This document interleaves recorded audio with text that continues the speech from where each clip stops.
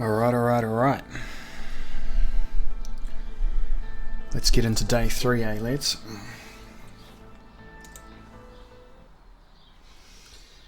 Now, what's the next thing we have to deal with? We set our economic policy, right? There's got to be another one. Okay. Did the news last time, so that's all good. This one. No issues in our capital city. Sweet.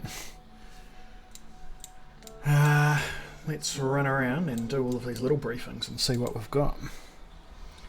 Infrastructure report. Collapse of the tourism industry from lack of investment. Alright, that's fine. We've already sorted out that problem. Infrastructure report from Gilsord. Rail assets. Alright, so we've got to up armour all of our trains as well. Promising agricultural growth. Yeah, alright, so we've got an increase, very good. Farmers are now accessing more generous credit allowances from the government that were left over from the Alfonso administration. Has the potential to become a powerhouse in the future if investments persist. Fantastic, we definitely want to do those investments for sure. What's happening over here? Decision to invest in one of 2 planned mega infrastructure projects. Can we not pick both of them? The Ministry of Economy has put forward 2 bold plans for mega infrastructure projects that would help with the economic recession in the long term. Investing in projects of this scale will take up some portion of our budget, but could prove worthwhile if accomplished successfully. Well, that's fantastic. And as we've seen in that other report, if you remember, the actual advantages for other countries that have built these have worked out. So that sounds great.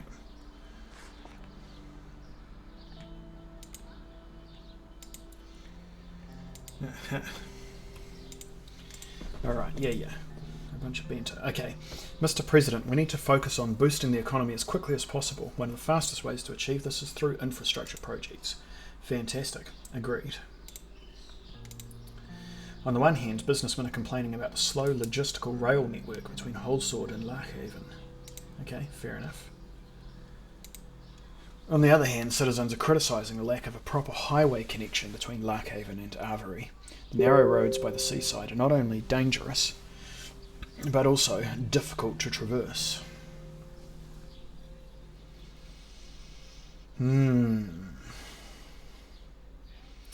That is a good point. However, rail networks are more efficient than road networks. We need to heed the calls of the business in this days of recession. We need to pick the most profitable option for the economic growth. The citizens and their demands matter the most. Well, let's go with number 2, which is obviously connecting our 2 most economically powerful cities. It's not the business people that suffer, but the ordinary folk. Yes, but as we've discussed, they will continue to suffer for a while yet.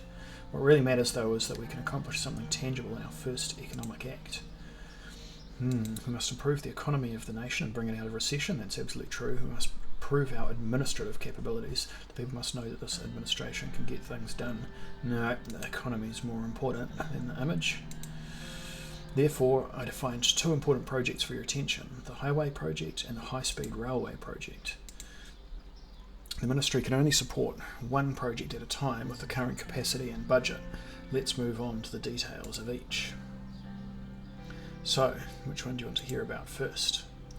The high-speed rail project, I think, is the one for us. Alfonso failed in delivering this campaign promise, but we can start the construction of this groundbreaking railway project. As you know, our current trains cannot meet the standards of today. Pardon me. Oh, horrific. As many other countries adopt this new electric engine technology to power up their trains, we fall one step behind.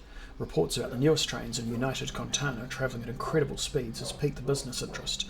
They too want to transport resources and material from Holsword to Lochhaven with great speed and efficiency. That sounds like a great idea. Alright. What do we got? Agreed, we must obtain the high quality technology of superpowers. Sounds good. 2, this could also empower the businesses and bring investments. Fantastic. 3, major cities of Sordland needs more infrastructure to support their growing population. Also true. 4, I'm not fully convinced yet. Please explain further. Oh well, no point in playing with our cards. No reason not to play with our cards close to our chest, so sure, let's see what they say. Our plan is to upgrade the old 1 line from Holsword to Larkhaven. It will transform to a high-speed rail. Holsword to Larkhaven. Where is Larkhaven? Morna Vasord Buren Sana Izrazen Stored. Oh, there we go, Larkhaven. Right. So that will transform this line here. Fantastic. That is definitely the most important. So that makes sense. Great. The planned construction starts right here at the capital. It will go to Anrika first. Good. And then connect to Gelsword. Yes, very good. After which we'll reach Larkhaven, our economic powerhouse. Great. The L1 will significantly boost the economy on the newly linked cities and even the rural areas in between. Larkhaven is our primary port, so the goods uploaded there will be transported to Holsword much faster. Okay, yes, we should link these rural areas in the middle with the major cities of Sordland. Yes, absolutely. And there, it's not exactly connected to that area which was having the agriculture boom, but it's tangentially close enough that, you know, in the next layout of rail, it could all come about. I believe this would benefit the businesses and Sordland as a whole. Yes, investments in already developed regions make little sense. Well, that's only true if those regions are developed enough. But it's really an infrastructure problem. So even if the cities were highly developed, which they're not, still this would be worthwhile. Or at least not as developed as I want them to be, even if they're more developed than the rest of the country. Good. For wealthy and middle-class citizens of these regions, but not for the poor dears who wouldn't be able to afford the increased ticket prices. The Mayor of Anrika, Curtin Lest, also requested this project to be prioritised. Great. Businessmen in the region will be very content, which increases investments and employment. Therefore, I will recommend the L1 high-speed rail project. Fantastic. I have settled on a decision. I'm just going to go ahead with it. No, I don't need to hear the other one yet.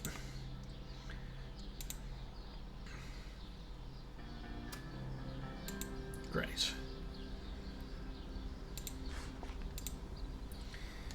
Yeah. Thank you all for your contributions and thoughts. Cool. All right. We've accomplished our first investment in our economy. That is very worthwhile. Quite pleased with that. Now what's going on over here? Increasing unemployment. Well, that is bad. We will attempt to do something about that. More money here, and there is still a slow rail out there. So maybe the additional economic growth from this railway line will be able to spread enough that Morna will get some advantage. Now Morna, you're not actually on the coast, are you? Yeah, you do have some trade routes coming out, so you do have a port city there. Alright, is that everything? Let me just do a quick scan of the map before we get into the day's reporting in the city. Yep, that's the lot. Okay. An opportunity to buy stocks from an Arcasian company. A personal investment opportunity has been relayed by Mr. Manja, an experienced stockbroker in Ventry City. Arcasia is selling valuable shares of Armadine Industries, an up-and-coming electronics manufacturing company. We could invest or let the opportunity pass. Yep, that sounds like a great idea. Bang. Alright, what next? A reception at the inaugural ball. Alright. Okay. Papa. Mama told me it's time to go. Very good. Tell your mother I will be ready very soon. You want to see the palace? Great. Now, where's my first lady? Just bang through this.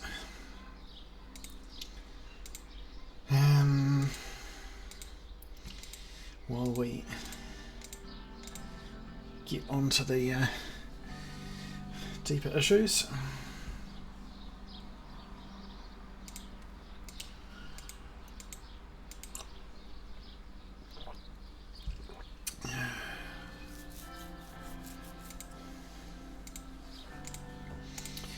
Blah blah blah blah blah blah blah blah blah. Bit of a soap opera here.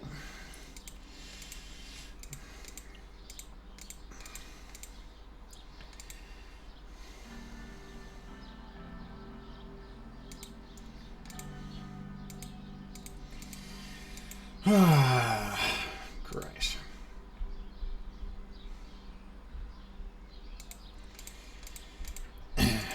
Do do do do do.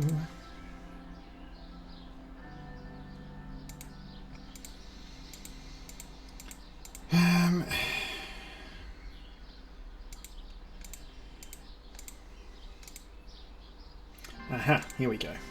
Do you plan on working together with the opposition parties on the expected constitutional reforms? Aha.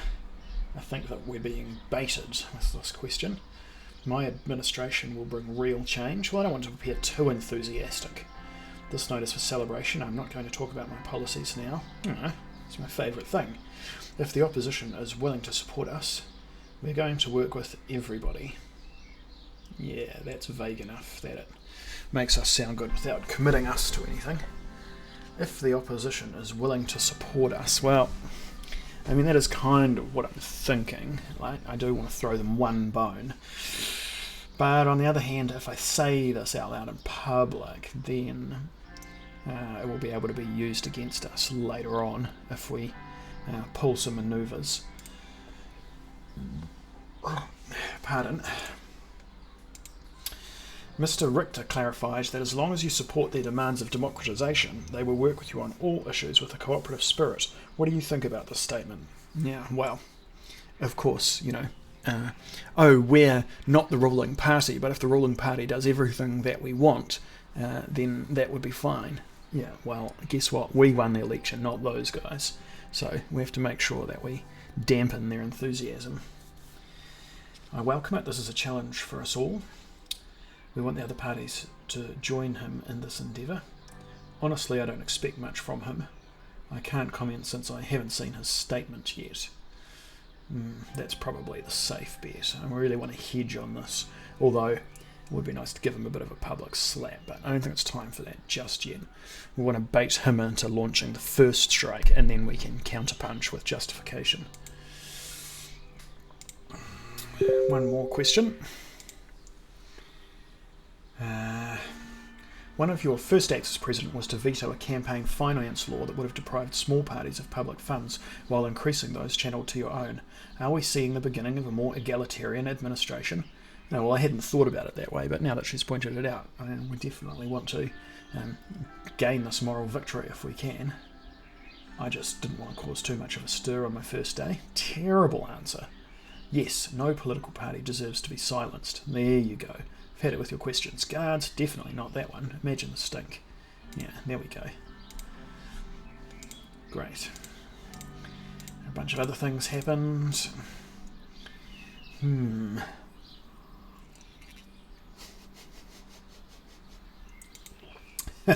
Bit of banter.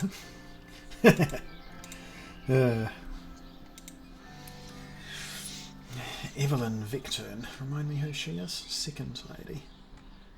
Peter's wife. Yep.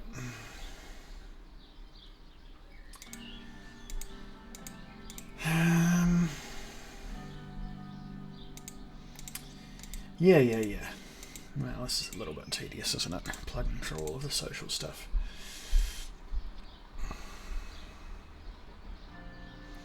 Equal rights for our sex are long overdue, wouldn't you say, Anton?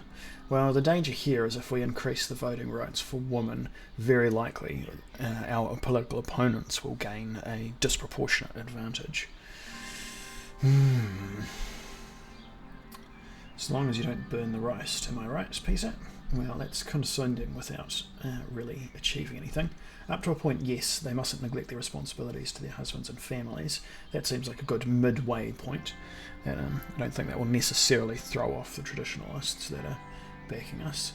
Absolutely, we will work together to achieve that. Well, I don't want to be a pushover. That's my wife, never content to be just a pretty face. Again, condescending without achieving anything. Yeah, let's take the middle road.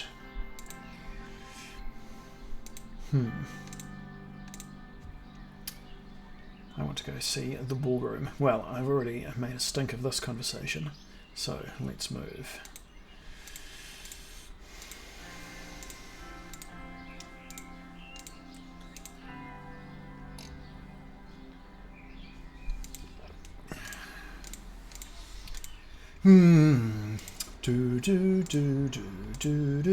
Whoa, hold on. Gunshots. Things just got spicy, lads. I want to shout both of them and that. Come on.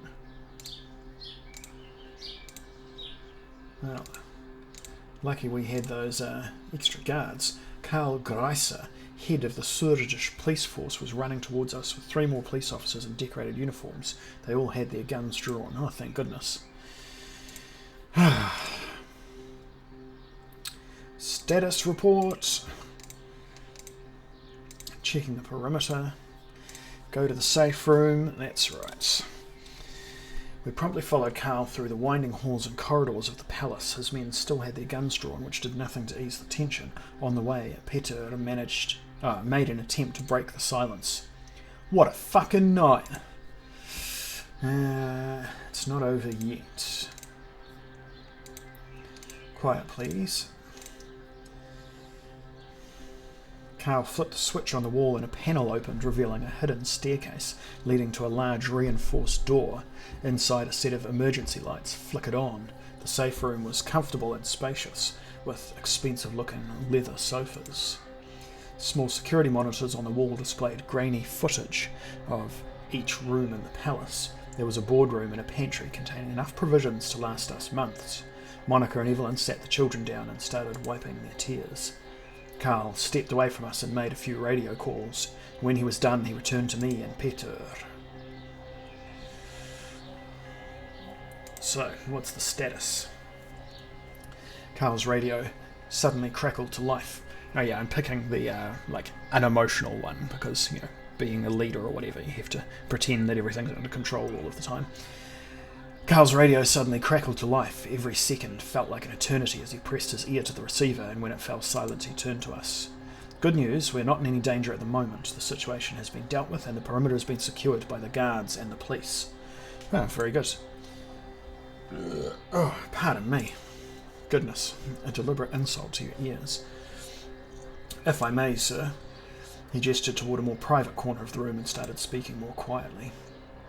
This is what we know so far. We had confirmed that 2 people were gunned down in front of the palace. The gunman is one of them, and we are sure that he was working alone. The attacker fired 3 shots at an MP, 1 to the head, 2 to the body, instantly killing him. Presidential guards at the palace immediately shot and killed the attacker. The gunman has not been identified yet and will require an investigation. The MP that was killed was identified as Bernard Kirkas. Now, who's this fellow? Poet, novelist, short story writer and politician, acclaimed for his lyrical flow and was regarded to be the leader of the Swedish avant-garde. Well, he sounds like quite the Renaissance man. His early writings were heavily influenced by the social, cultural and economic problems of his home city of Dyer. His work earned him the description of a romantic communist. Well, whatever his political convictions, he didn't deserve to die like a dog in the street. He joined the Red Youth, works of Swedish literature. Following the departure of Tarquin Sol, he organised strikes against Swedish government's failure to include amnesty laws and started to become a popular figure in Swedish politics. He ran as an independent in the 1953 general elections and became the first communist to be elected to the Grand National Assembly of Sordland. Well, rest in peace, fellow. You sound like a man of convictions. This will cause a lot of problems. Peter had pulled out 2 cigarettes and handed me one. He then turned to Evelyn. I could hear him trying to reassure her that everything was going to be all right. Monica was still trying to tend to Diana as Frank paced the room, mumbling that he should have stayed at home. Comfort the kids, yes. Well, if we're not doing anything else more important right now, then that's certainly important. I will make sure everything's going to be fine. Yeesh.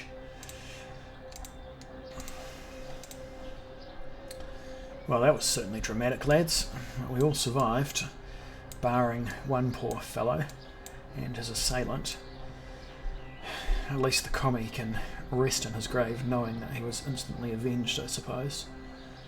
A small advantage. A small consolation prize, but not nothing. Read the report. Security has been increased. Good. Now, we need to make sure that this was actually a lone wolf attack and not part of a third column that has been set up inside the country. We should certainly quiz the members of the traditionalist faction to make sure that they are not involved in this in any way. It seems unlikely. I don't think that they would endorse extremists, but always better to verify than to trust. Gloomy situation. Lilius Graff. He was an elected independent member of Assembly and, as you know, a famous communist. She spat the last word out with some distaste. The guards at the scene were 50 metres away and immediately took action. Yes.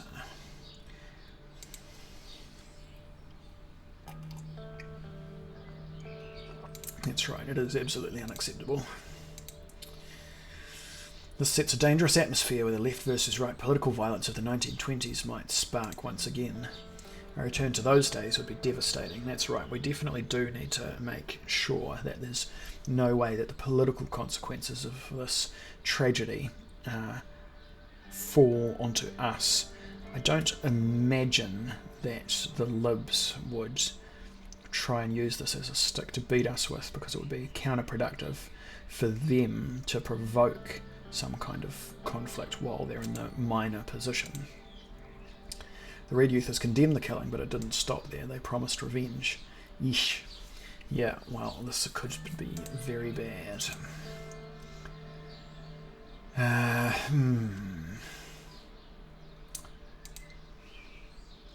Freedom of expression is part of our constitution. That's right, as it should be.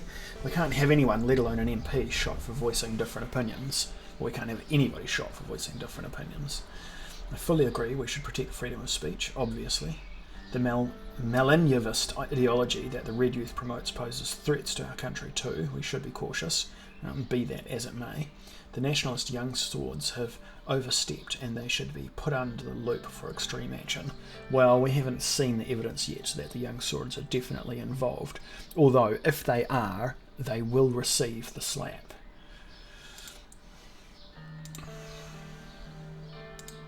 Silencing voices only results in fear and stagnation inside society.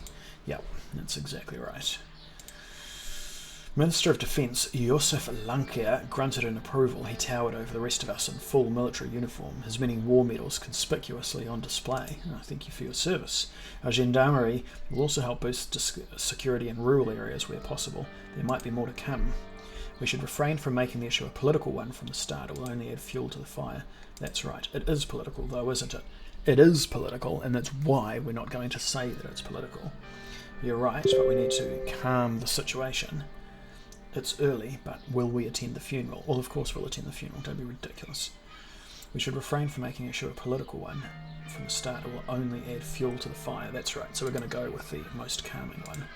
We need to pour a bucket of cold water over whatever hotheads we can get our hands on. Our government is capable to maintain security. Our job will be to reduce tensions. Absolutely. That is correct.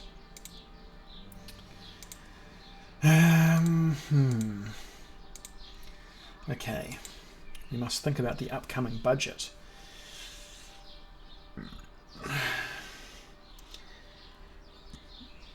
Oh, excuse me. Disgusting. 1. It's too soon to jump to conclusions. Restless acts will have dire consequences. True. I agree, internal stability must be maintained. Our security funding might need to be increased.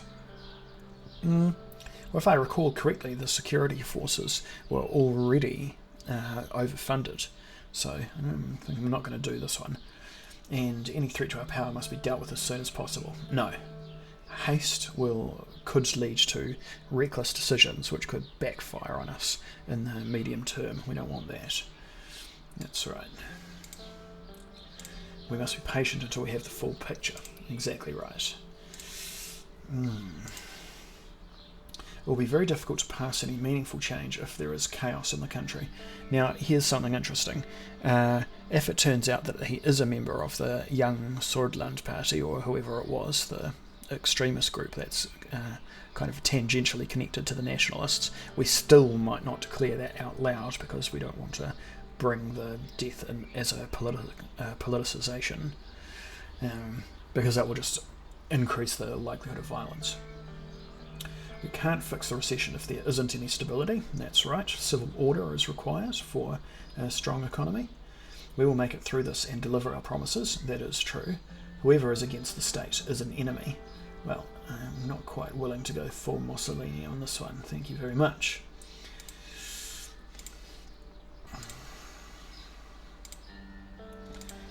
Blah blah. Very good.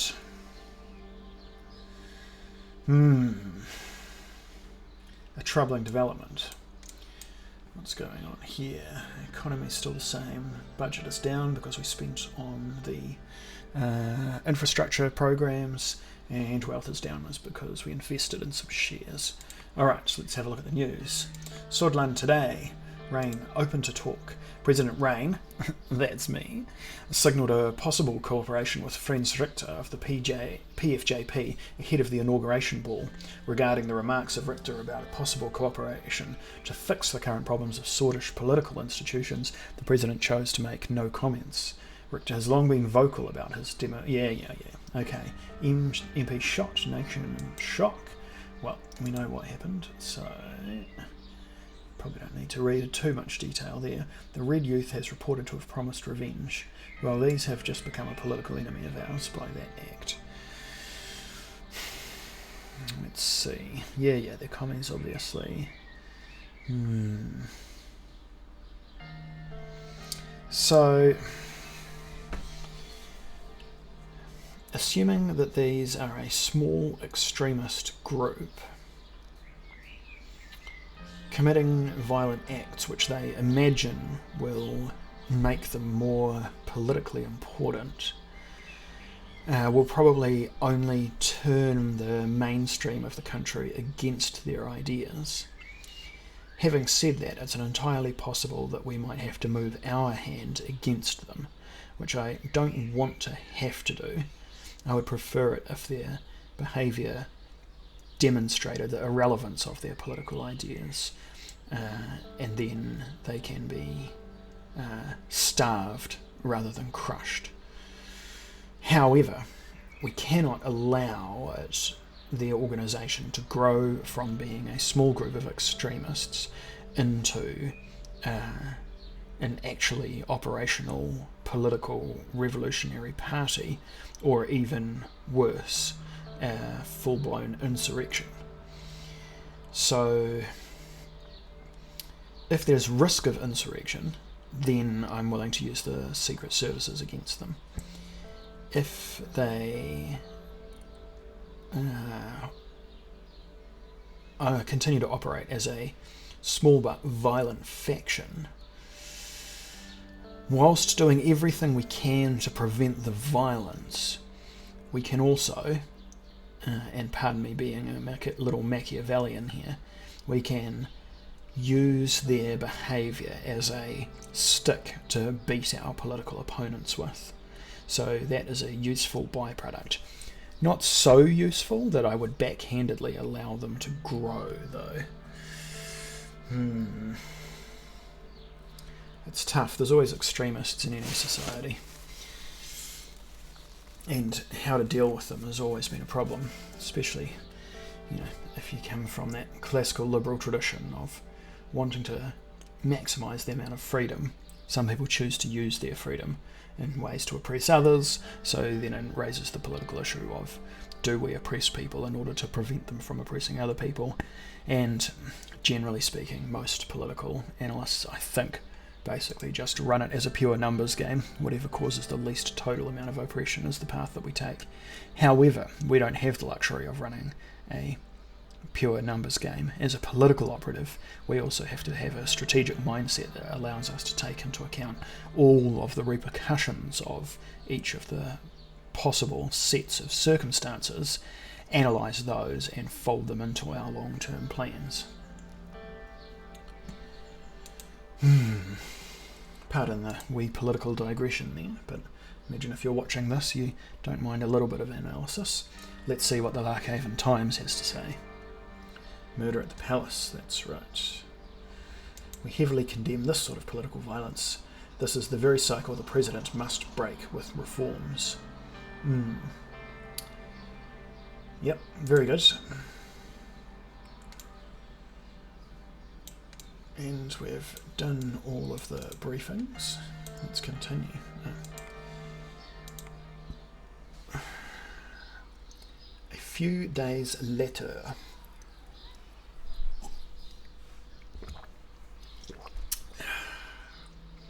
Another whiskey and dry, please, barman.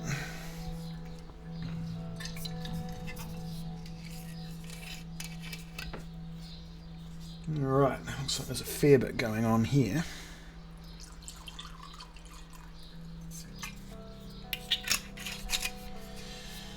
I wonder if we should start on the periphery and solve those issues first, or if it would make more sense to deal with the central ones.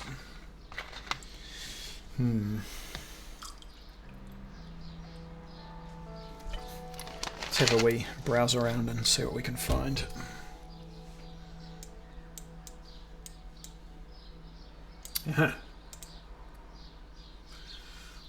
Read the report from Agnolia. Hurton critiques trade. The leader of Agnolia has diplomatically critiqued the imbalance of trade between our countries. Concerns were raised over how much more Sordland profits from net trade in comparison to Agnolia. Well, maybe we should get some better diplomats then, mate.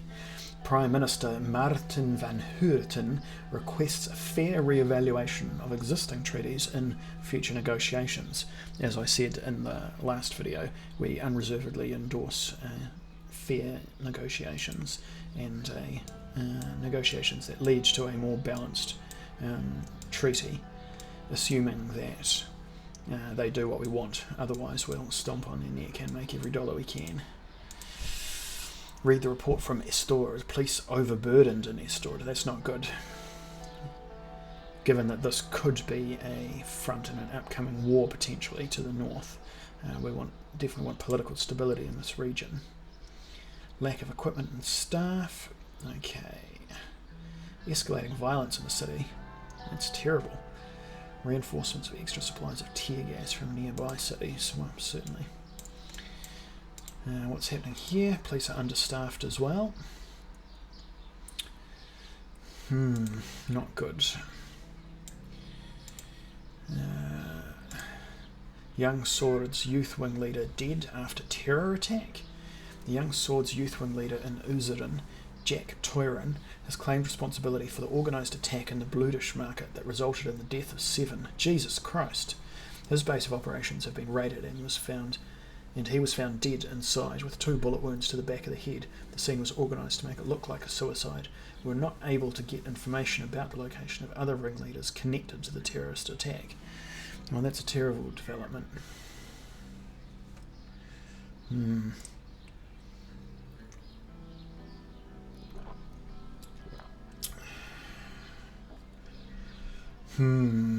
Troubling. Illegal KA-74s seized, including grenades and bomb-making equipment. No suspects have been detained yet. Well, it does look like the minor political factions, the extremists, are going to go to war with each other.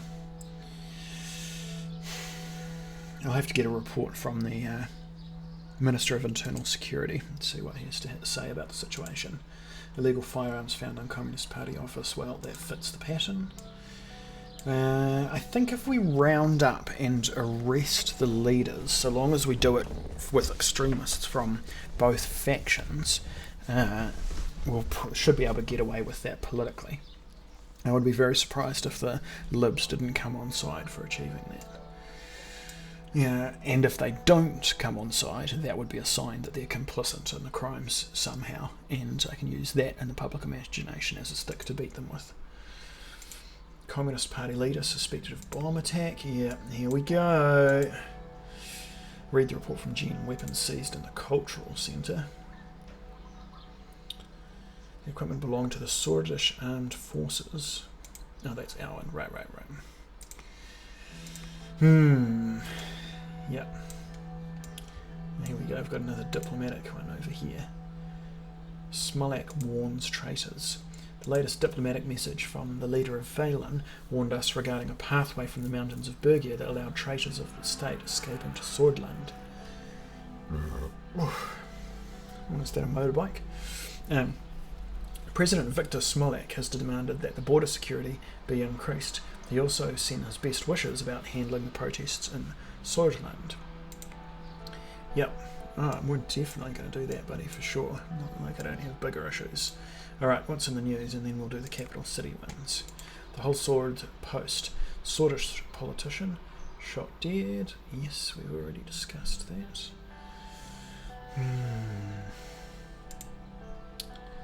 Sordland today says unity despite differences. Yes, that's the message that we want going out. Absolutely. Music to my ears. How will we increase our employment and open new factories if there is blood flowing in the streets? Sordland will never reach its goals as an advanced society if we descend in a downward spiral of a splintering of our nation. Peace and prosperity now and forever. Fantastic. We'll send a thank you letter to the editor of that magazine for his balanced and sensible perspective. Murder was a method of the past. Exactly right. Condemn it. As partisans, we as the citizens of this nation all bear responsibility beyond ideologies, partisanship, or any other identity. That's right. Remember your civic duty, please. Radical. Farewell, Bernard Circas. I wonder when the funeral's going to be. We have to remember to go to that. The only way out of recession, bailing out businesses. Interesting. Sordland's economy has been displaying a downward trend over the past 2 years of Alfonso's presidency. But if we want to prevent our country from declaring bankruptcy, we need a way out of this recession, and we need it now. What do they say about it? There is no other way apart from bailing out businesses to truly provide relief to the economy. This in turn should revitalise the economy by creating more employment opportunities and increasing production in Sordland. Yeah, well, so long as the bailouts are fairly widely spread as opposed to tallly spread, by which I mean rather than just giving huge quantities of cash to a few major industries, we want to spread it out as wide as possible to keep everything in business in proportion. And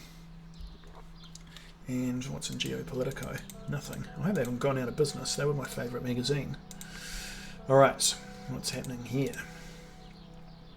Read the report from Holsword. Reports of BFF activity in the capital. I wonder what our best friend for life has to say. Karl Greiser reports that 2 Bludish women with affiliations to the Bludish Freedom Front. I assume they're one of the minor nationalities.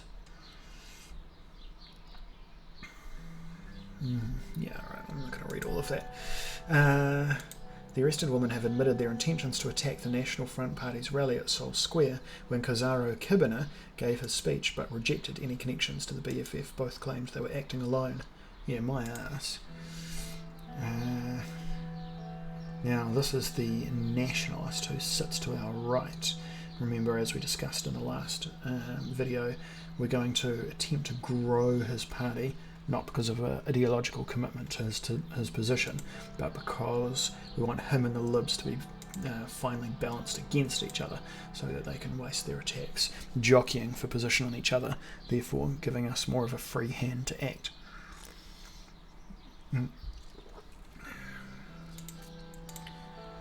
Dinner with the family at home. This looks like it might be a bit of a soap opera one.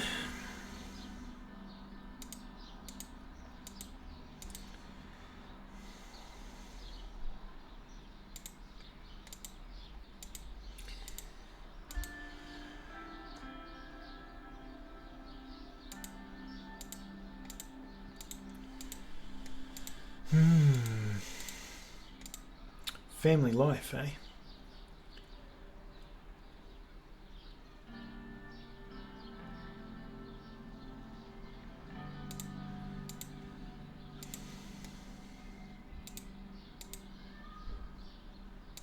Or Lorsha.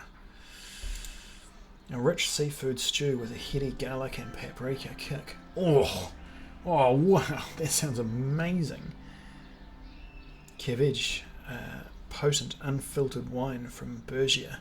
Oh, that sounds fantastic. I know what I'm having for dinner.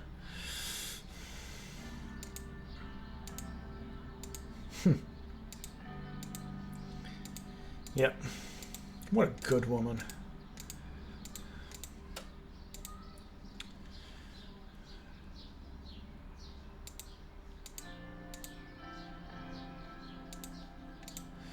Oh, rowdy son.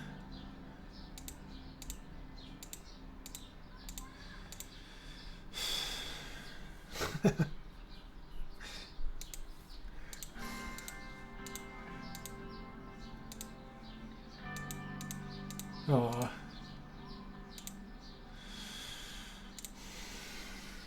Can you imagine them doing the same job for so long? What if you were president for 20 years, for example? Would that really be so bad?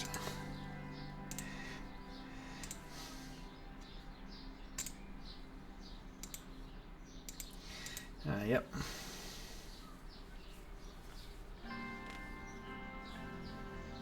And what would you have us do? That's right. Always good to provoke the thoughts in the young. Not just complaining. Give us a solution.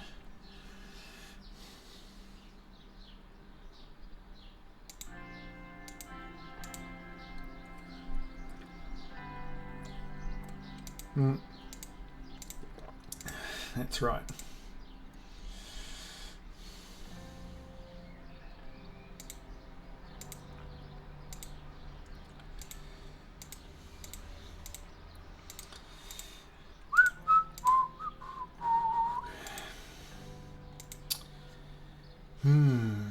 Frank got up first and retreated back to his room. Anton is still young. Alright, what are our options here? He should feel lucky as a father who cares about him. I never had that. Well, revenge can't be the central point of a parent-child relationship. I know there's not much longer we can shield him from the ugliness of the world.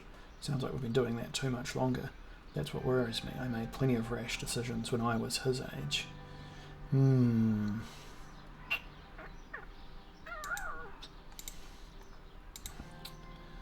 If there is truly any threat to the family, you'll be the first to know. All you need to worry about is putting dinner on the table. I worry too, Monica. Things might escalate. Well, that's the honest answer. Drained my glass of cabbage. Alright.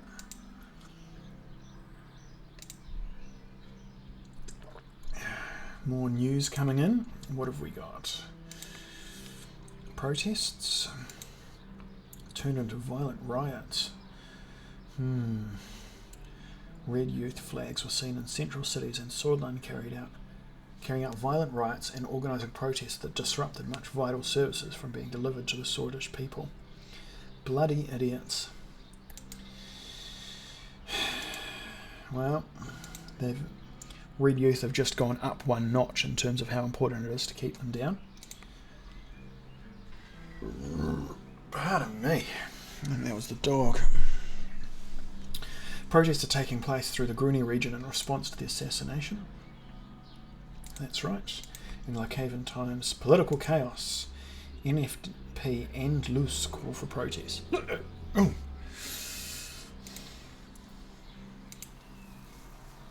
Yes, that's right, the National Front and the oldest NGO, the Labour Union.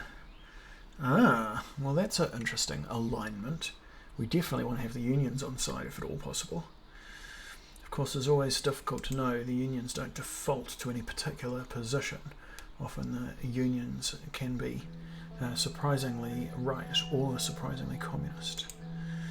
Let's see what they have to say. A federalist socialist republic is saturated on the continent of Contana.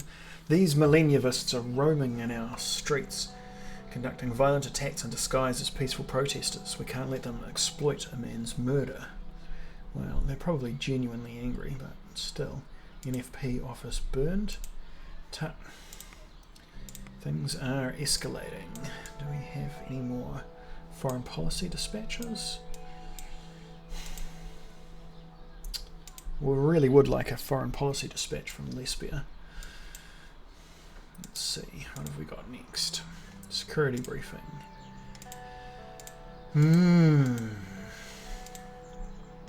Sir, let's begin. We will kick off today's meeting with an internal security briefing. The political atmosphere has worsened. Yes, rather. Reports indicate that tensions are rising. What's the status of the Bernard Kirkas investigation? I have received news this morning that the investigation into the murder of Bernard Kirkas has concluded.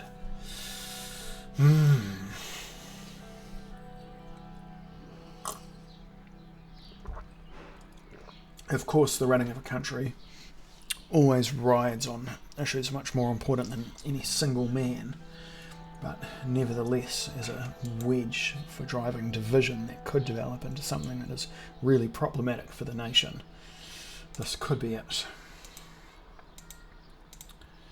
We have confirmed the intention and also the events leading up to the shooting. Good. A few days prior, members of the Red Youth initiated a violent attack on a young Swords local leader in Jen.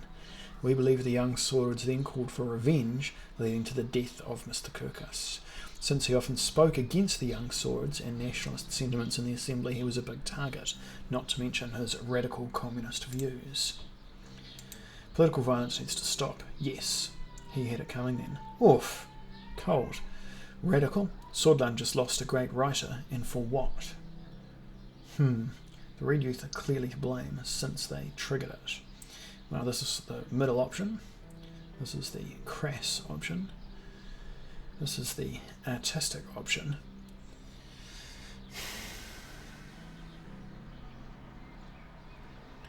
It is the case that there are great writers who are communists, so certainly more than the loss of a great writer, more than a great communist.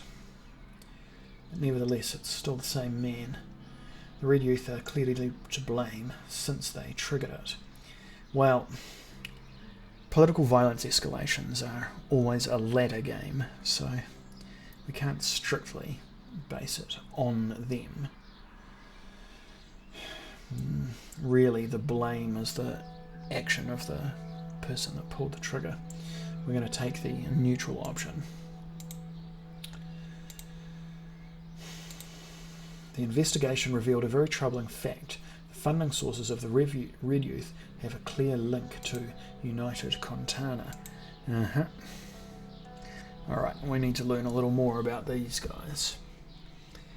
The country is a one-party state governed by the Communist Party with Kyiv as its capital. It is led by Chairman Leon Maleyev.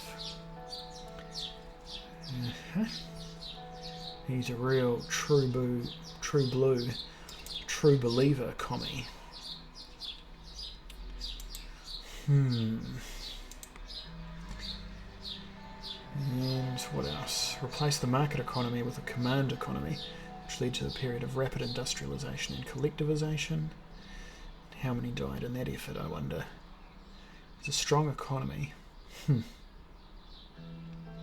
Resource rich.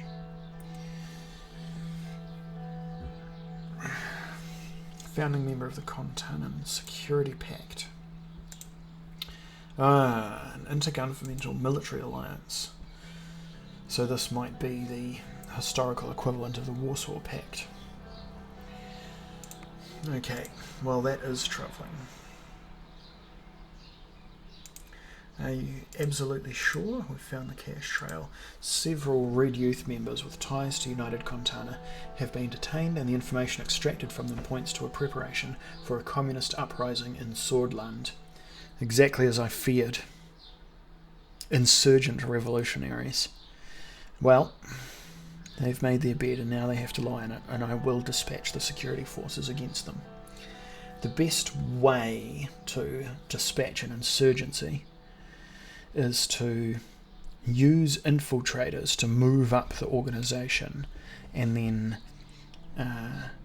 inside the organisation take it over from within, and then instigate schisms so that it is divided against itself.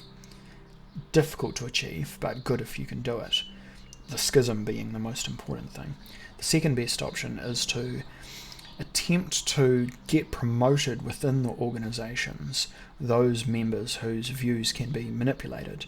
For example, gangsters or profit-motivated individuals rather than true political ideologues, and that way they can be bought off or reasoned with. It isn't unusual for the superpowers to influence other nations, but I think this case is a little far-fetched. The left lacks popular support in Sordland. Nia eagerly lifted her hand, and I motioned for her to speak. I went over the report in detail. It would be wrong to jump to conclusions about clear foreign interference yet. United Kontana has humanitarian and cultural ties with many countries, including Sordland. I trust Mr. Graff's judgment. United Kontana is clearly trying to expand its influence. I also don't want to jump to conclusions immediately. We shouldn't create a crisis with them. Tough. This is the hedging option, and that's probably the smart move. However, I am willing to use the proof that we have as a hammer to beat them with.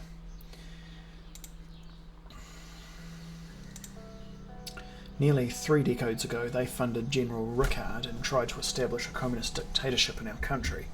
If it was not for Colonel Sol, we would have seen the real crisis. She took a sip from her glass of water and continued.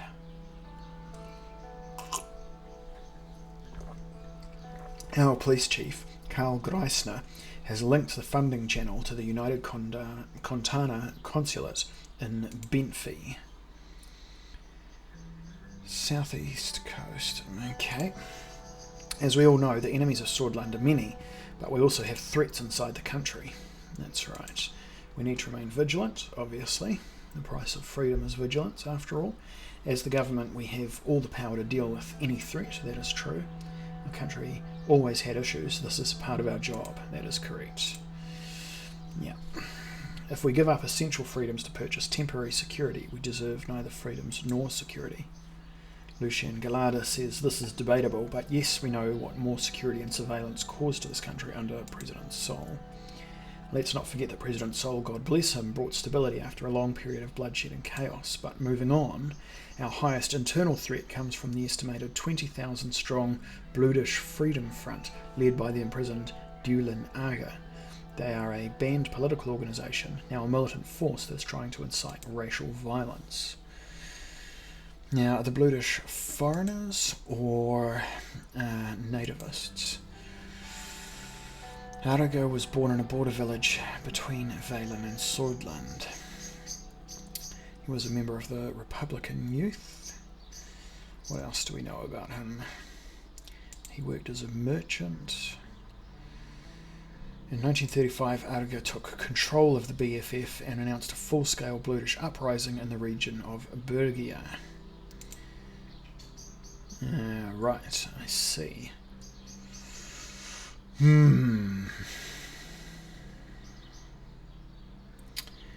Ethnic uprisings are even more difficult to deal with than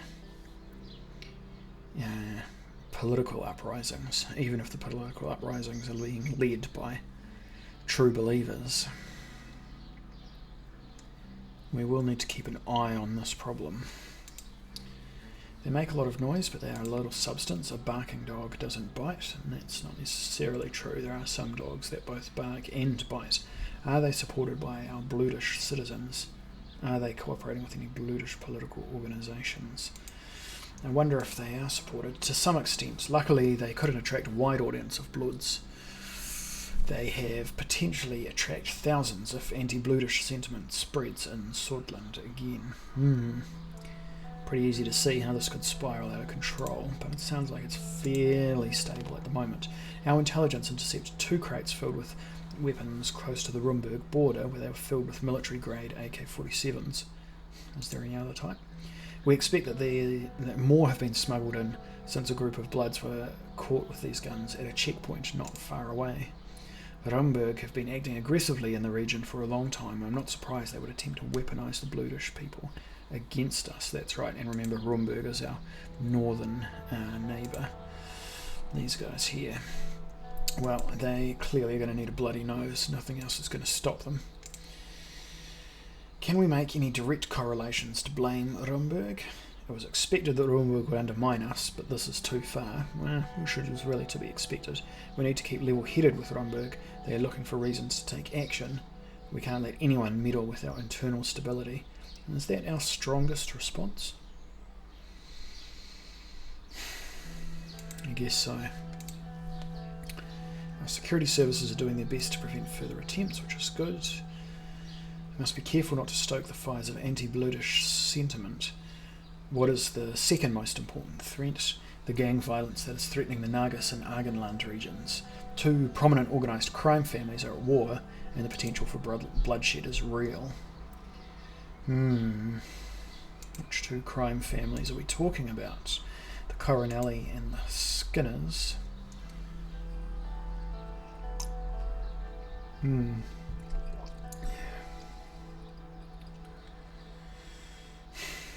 Well, see, the problem is, if we take out one but not the other, then that one will become more powerful and then they will spread. But if they continue in the gang warfare, there's going to be instability.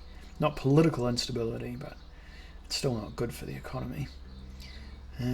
So, do I really want to crack down on them?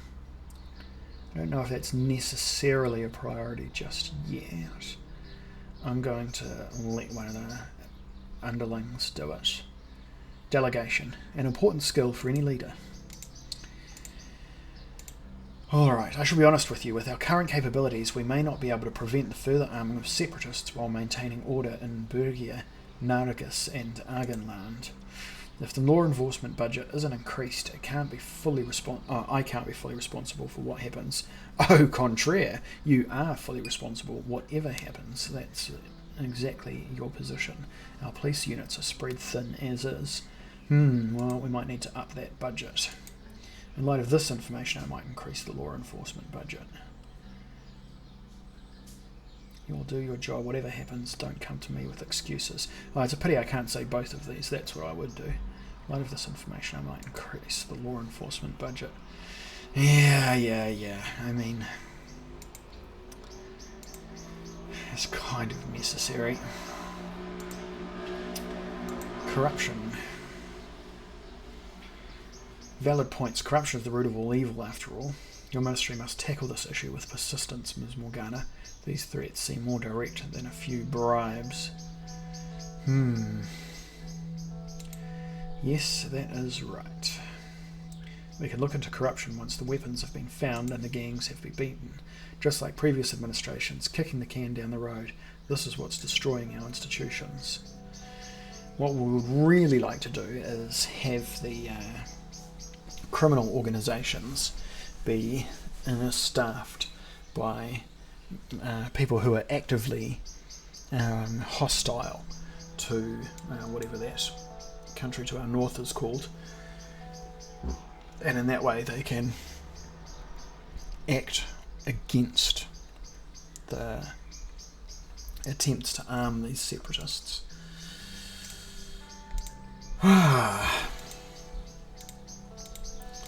Alright.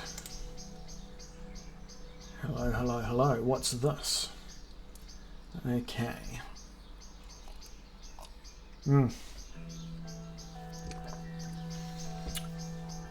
Upon invitation, Josef Lankier walked, along with 3 high-ranking officials from the Ministry of Defence, walked into the room. One of the men was none other than General Kruger, Chief of Armed Forces. Josef made his way towards the table, while the others stood by the door. Josef, welcome. I brought General Kruger with me due to the escalations on our borders. General Kruger stepped forward and saluted. He had a strong jaw with sharp cheekbones. His tall stature, uniform, and medals, combined with his deep and intense stare, made him look threatening. A real Coriolanus, eh? He was in his 70s. He had a bulky body that was the result of his commando training. Not only was he the second most decorated officer in Sordland, also the longest serving. Fantastic. General Kruger.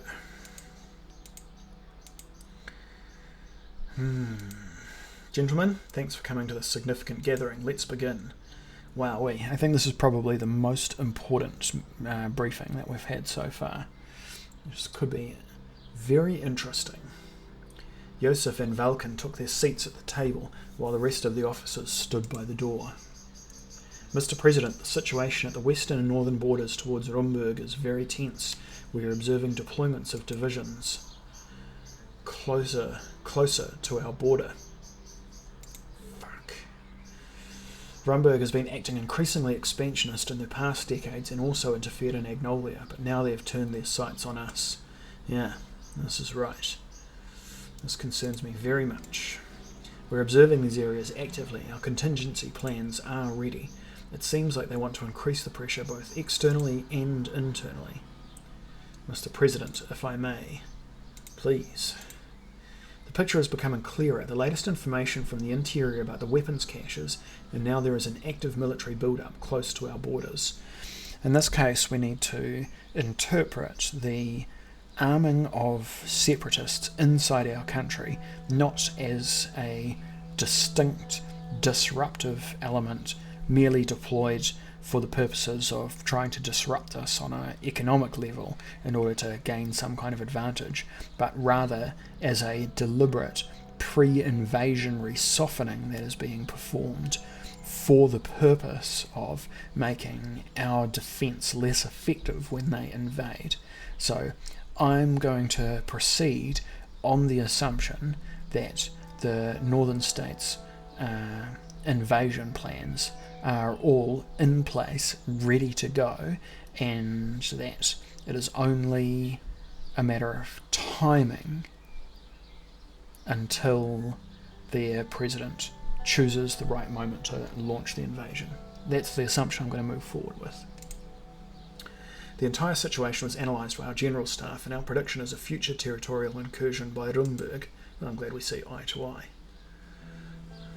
I have complete trust in the general staff. Well, perhaps not. But do they have the material required to achieve their job? The threat is exaggerated. What kind of fool would say that? 3. Let them come. We will give them hell. I share your enthusiasm. We draw our strength from the brave sons and daughters of Sordland, but we wouldn't be able to stand against them right now. No. I require an increase in the military budget to enlist more soldiers. Only then we can stand strong against our enemies. The enlarged armed forces will hold them at bay. That's right. The best way to ensure peace is to maintain a balance of power, and if they have the advantage, our weakness invites their attack. Valken is right. We do need an increase in the military budget, although we don't see eye to eye on exactly how to spend the budget. That much we agree on. Galada says, I have my concerns about Rumburg too. We need strong allies to withstand such a superior power. They are our nemesis. Alright, let's look into Rumburg a little more. I really should have had a more thorough briefing on what our primary foe was like before this time, but let's pretend that I did this before the meeting. Kingdom of Rumburg is a constitutional monarchy situated in northern Merkapa. It is the largest country on the Merkapan continent by size, spanning the entire north from west to east. The country's capital is Thornborough, and its monarch is Queen Beatrice Livingston. Rumburg initially emerged as the march of the Rums around the 7th century, and later with the migration developed into the heartland for the Kingdom of the Rums. In 1599, Rumburg broke away from the Markian Empire and established its own kingdom. Early in the 19th century, Rumburg transformed into a constitutional monarchy when King Uhtred transferred some of his powers to the Council of State and later to the Parliament of Rumburg. Okay, so far so, what would you call it? Conventional? In the 19th century, Rumburg rose to prominence as a major power in Merkapa when it colonised and rapidly industrialised a massive area of steppe, tundra and ice in the far north. After getting involved in and losing several wars in the previous century, Rumburg went through a period of rapid industrialisation through collectivisation and forced labour, particularly investing in military technology. During this period, Rumburg's military industry rose to rival Arcasia, and a rapid economic development resulted in some improvement in the standard of living. After suffering extensively during the 15-day war against Sordland, that's right, here's to our veterans. Come again, we'll kick your ass again.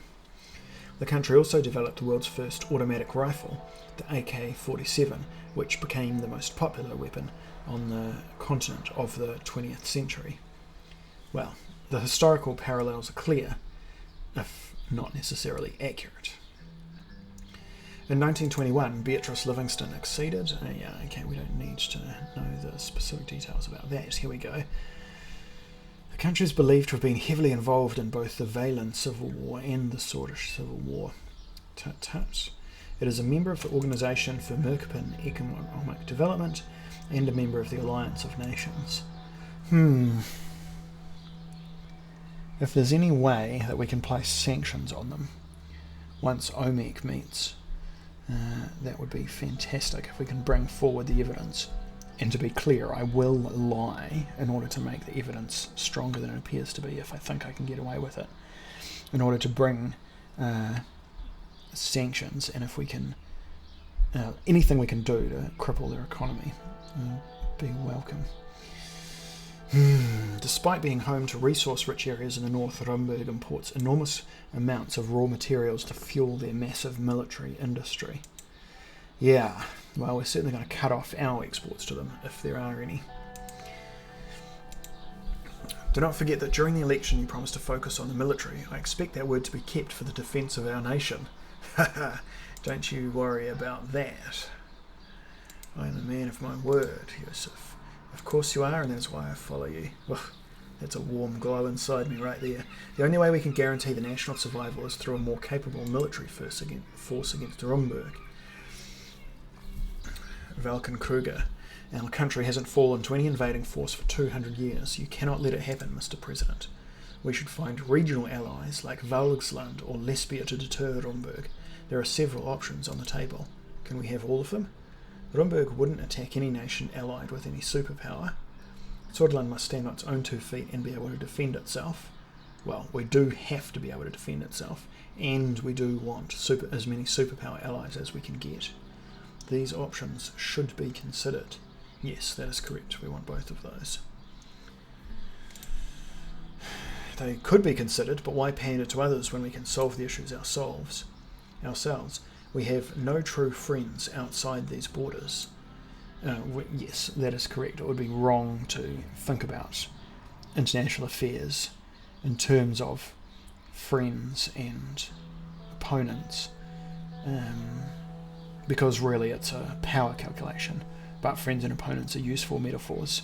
But we mustn't allow ourselves to be tricked by these useful metaphors into thinking that the metaphors describe the actual situation.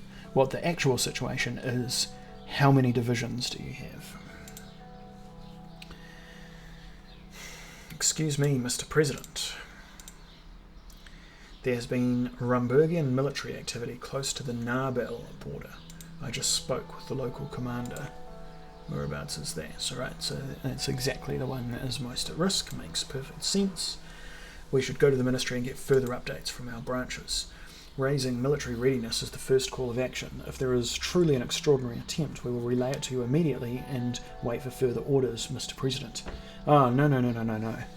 On the contrary, I am perfectly willing to push responsibility for action down to the lowest level that it is reasonably available. I want Valken Kruger to be operating in this zone with a free hand, such that he is able to commit defensive actions without having to send anything up to me, and he can just send me updates with what's going on. I don't want him to have to run his plans by me and me rubber stamp them and okay them, because remember, I'm not at the front line, I'm in the capital. To be perfectly frank, in an invasion, I don't know what the fuck is going on, and I'd much rather that the military dealt with it as they see fit. I wonder if that's going to be an option on the next page.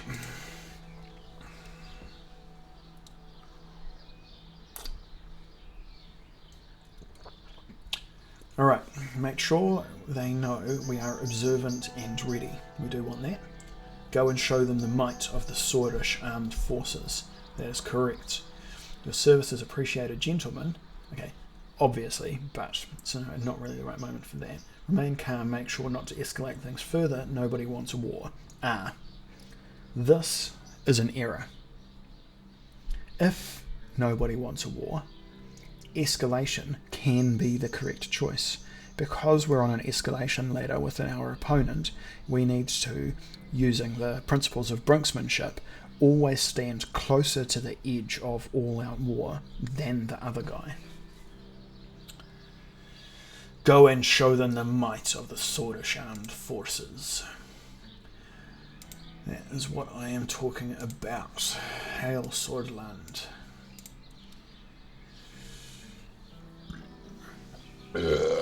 Oh, that was just me firing up the tanks, lads. Nothing to worry about. Rumburg was already testing us, and the reports from the interior indicate interference inside our borders. Communists, nationalists, Bludish rebels, Rumburg expansionism. What was next? Sordland had always been a key piece in the chessboard of the global rivalry between Arcasia and United Contana, but in the recent years there was no such aggression from Rumburg, not at these levels at least. Yeah, so in order to maintain peace we require superior firepower. All it takes is one tiny spark to start the flames of war. Phone. Ooh, a phone call from the consulate in Rumburg. This will get interesting.